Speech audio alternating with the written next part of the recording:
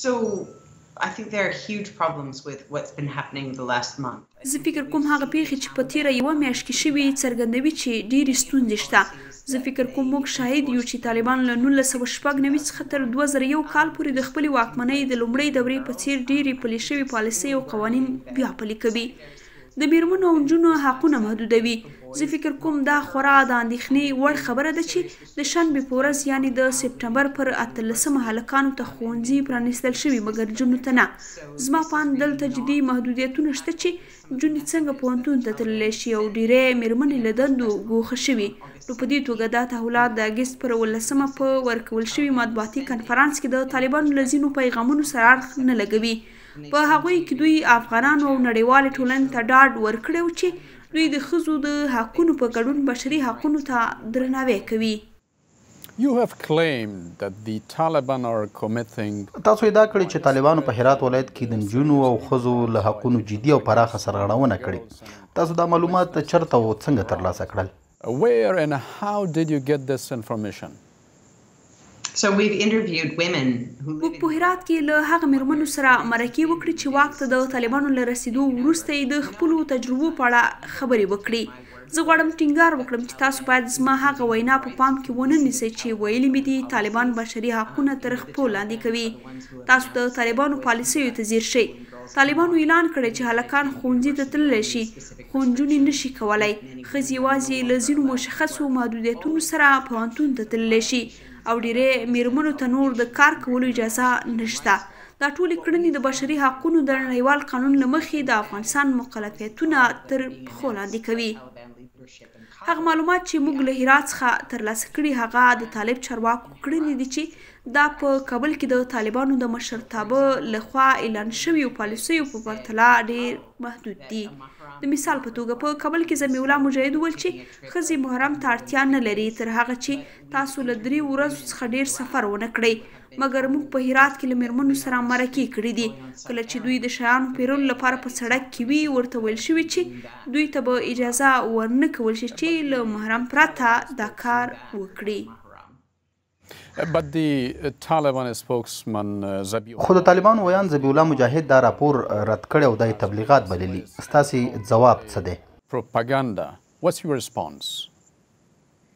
Well, my response is that if Zabiullah Mujahid زما ځواب دا دی که ذبیح الله مجاهد وغواړي هر څوک روښانه معلومات ولري او په حقایقو پوه شي نو هغه او د هغه حکومت باید پر خبریالانو برید ونه کړي تر څو دوی چوپ کړي. کله چې خبریالانو وغوښتل د ښځو د لاریون په باب راپور ورکړي د مجاهد کسانو وډبول. نو پوه شئ هغه څه چې هغه زموږ پروپاګند ګړي خورا اغېزمن نه دي. هغه شاید د ژورنالیستانو عکسونه لیدلي وي چې د طالبانو لخوا سخت وهل شوي او ډېرې نښې هم د دوی پر بدنونو ښکاري چې دا یوازینۍ پیښه نه ده چې پر ژورنالیستانو برید شوی او ګواښل شوي دي. نو کله چې ذبیح الله مجاهد وایي چې نور خلک دروغ وایي او هغه خپله هڅه کوي راپور ورکول بند کړي له بده مرغه ډېر د باور وړ نه دی. ملا نورالدین ترابي ملا ترابي چې د طالبانو یو له بنسټي ښودونکو څخه دی وایي چې سختې سزاګانې لکه د بدن د غړو پرې کول او اعدامونه به بیا پیل شي. که څه هم ښایي دا عمل په عام محضر کې ترسره نه شي خو ستاسو غبرګون څه دی؟ What's your reaction on this? Yeah, I mean, you know, Afghanistan, there's so many changes that تاسو پوهیږئ چې په تیرو 20 کلونو کې په افغانستان کې ډیر بدلون راغلی. یو له دې بدلونونو څخه دا ده چې د افغانستان قانونپوهانو د عدلیې وزارت د لوی څارنوالۍ دفتر او سترې محکمې د کلونو لپاره په ګډه کار کړی تر څو د نوي جزایي قانون او جزا کوډ داسې جوړ کړي چې تازه او مؤثره قوانین وي چې د نړیوال قانون پر وړاندې د افغانستان مکلفیت منعکس کړي. د دغه اعلان سره چې تاسو یادونه وکړه داسې بریښي چې طالبان په یو ډول دغه قوانینو ته شاړوي او هغه ناوړه عمل ته ځای ورکوي چې له 1996 څخه تر 2001 کال پورې کړی. دا د اندېښنې وړ پرمختګ دی. ډیری خلکو هیله درلوده چې طالبان د 2001 کال په پرتله بدل شوي او دا چې دوی مشروعیت غواړي نو هڅه کوي د نړیوالې ټولنې لخوا ورسره مرسته وشي او دا کولی شي دوی معتدل وښیي. د دوی کړنو او د دوی په کابینه کې ګمارنو ته په پام سره موږ ګورو چې دوی د انعطاف منلو وړتیا نه لري او دا د افغانستان خلکو لپاره د اندېښنې وړ پرمختګ دی. To be very flexible at all. And this is a very worrying development for the Afghan people. The Taliban spokesmen say that the group fully respects. د طالبانو ویاندویان وایي چې دا ډله د اسلامي شریعت سره سم د ښځو ټولو حقونو ته درناوی کوي. خو تاسو پوهیږئ څو ونې وړاندې په سلګونو میرمنې او نجونې په څو ښارونو کې سړکونو ته راووتلې او غوښتنه یې وکړه چې په تېرو 20 کلونو کې باید د دوی لاسته راوړنو ته درناوی وشي. که داسې ونه شي څه به پېښ شي؟ If those gains will not be respected, what will happen?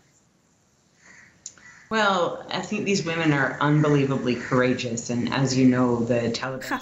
زه فکر کوم دا میرمنې له باور خلاف زړورې دي. لکه څنګه چې تاسو پوهیږئ دغو لاریونونو ته د طالبانو غبرګون تاوتریخجن و. لاریون کوونکي او خبریالان وهل شوي او بیا د عدلیې وزارت په اجازه له لاریون کولو منع شوي. دا د بشري حقونو بله سرغړونه ده. ښځې او نور هر څوک حق لري چې خبرې وکړي، سوله ییز لاریون وکړي او خپل نظر څرګند کړي. له همدې امله زه د لاریون کوونکو میرمنو په اړه ډیره اندېښمنه یم او دا چې لاریونونه ممکن ډیر تاوتریخوالی رامنځته کړي او ممکن ډیر خلک پکې ووژل شي. لکه څنګه چې تاسو پوهیږئ 2 تنه هغه مهال ووژل شو چې طالب وسلوالو په هرات کې د یو لاریون پر مهال ډزې وکړي. مګر زه فکر کوم دا میرمنې او نور چې په افغانستان کې د بشري حقونو ملاتړ کوي نشي غلی پاتې کېدی، ځکه چې دا د دوی ژوند دی او دوی د ښه ژوند لپاره خپلو حقونو او ازادیو ته اړتیا لري او دا له خطر خالي کار نه دی.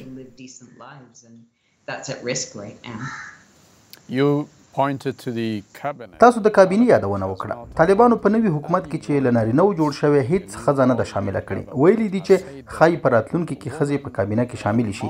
تاسو د طالبانو له مشرتابه څه تمه لرئ؟ What do you expect from the Taliban leadership?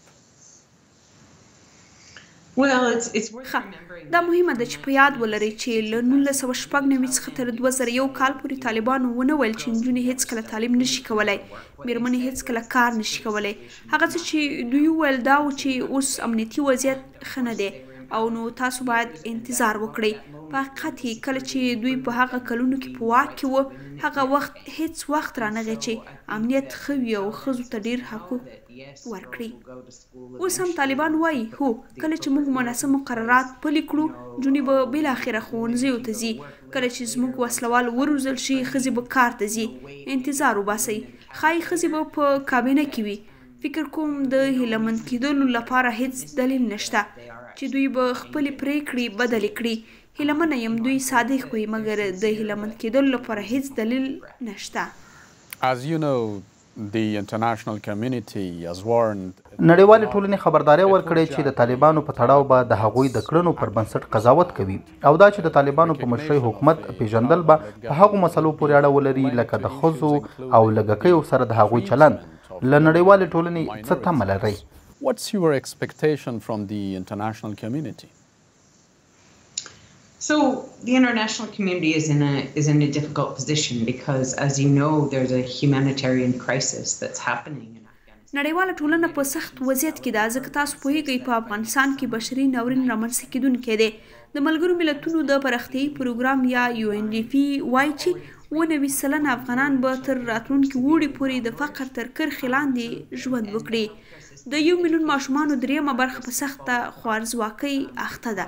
د روغتیا او ښوونې سیستمونه د سقوط له ګواښ سره مخ دي ځکه کله چې طالبان واک ته رسېدلي د حکومت 15% بودیجه چې د نړیوالو تمویلونکو لخوا ورکول کېده کمه شوې. نو د افغانانو د ژوند ژغورل او ډاډ ترلاسه کول چې ماشومان وږي نه وي، روغتونونه او ښوونځي نه تړل د مرستندویانو لپاره یوه ننګونه ده. په ورته وخت کې پر طالبانو د فشار راوړلو لپاره نور میتودونه وکاروئ او ووایاست تاسو باید دا پالیسي بدله کړئ، تاسو باید ټول شموله حکومت ولرئ، تاسو باید د ښځو او رسنیو ناوړه ګټه اخیستنه بنده کړئ. که تاسو مشروع حکومت غواړئ چې د نړیوالې ټولنې د یوې برخې په توګه وپیژندل شي او ورسره چلند وشي. Want to be seen as a legitimate government and if you want to be treated as part of the international community. آیا تاسو د طالبانو سره په مستقیمه اړیکه کې یاست ترڅو خپل اندېښنې ورسره شریکې کړئ او که تاسو یوازې د رسنیو له لارې د دوی په اړه خبرې کوئ؟ زه دا مهال له دوی سره مستقیم تماس کې نه یم.